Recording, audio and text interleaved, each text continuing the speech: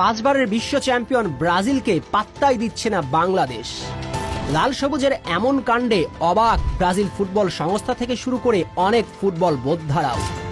যেখানে ব্রাজিলের সাথে ম্যাচ খেলা সাউথ এশিয়ার যে কোনো দলের জন্যই স্বপ্ন, সেখানে ব্রাজিলের প্রস্তাবকে এখনো ঝুলিয়ে রেখে প্রমাণ করলো আর কারো কাছে নতুজান নীতি নয়, বরং মাথা উঁচু রেখে চোখে চোখ রেখে কথা বলবে লাল সবুজের ফুটবল।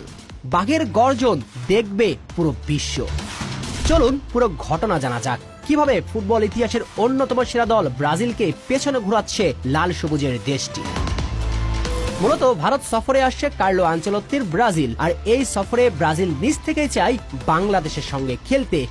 কিন্তু বাংলাদেশ আগ বাড়িয়ে বলেনি আমরা তোমাদের সঙ্গে খেলবো, বরং ব্রাজিলের প্রতিনিধিরা বাংলাদেশের মাঠ পরিদর্শন করার পর তারা নিজেরাই বাফুয়ে প্রেসিডেন্ট তাবিদ আওলের সঙ্গে দেখা করেন এবং প্রস্তাব দেয় 5 ও 6 অক্টোবর বাংলাদেশের সঙ্গে ম্যাচ খেলতে চায় তারা।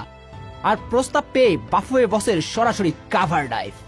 মুখের ওপরে না করেননি, তবে ঝুলিয়ে রেখেছে, তাতেই হতভম্ব হয়ে যায় ব্রাজিলের প্রতিনিধিরা।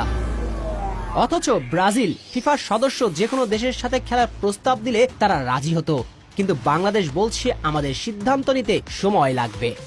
ওই যে শুরুতেই বলা, বাংলাদেশ মাথা তুলে দাঁড়াতে শিখেছে। মূলত আসিয়ান কাপ চলবে 3 অক্টোবর পর্যন্ত। এরপর ফুটবলারদের ক্লান্তির কথা ভেবেই বিশ্রাম রাখবে কিনা, সেজন্যই ব্রাজিলকে ঝুলিয়ে রেখেছে তাবিদ আওয়াল। কিন্তু ভাবুন, অন্য কোনো দেশ ব্রাজিলের এমন প্রস্তাব পেলে কি না করত? অবশ্যই প্রস্তাব পাওয়ার সঙ্গে সঙ্গে হ্যাঁ বলতো, কিন্তু বাংলাদেশ প্রস্তাব ঝুলিয়ে রেখেছে।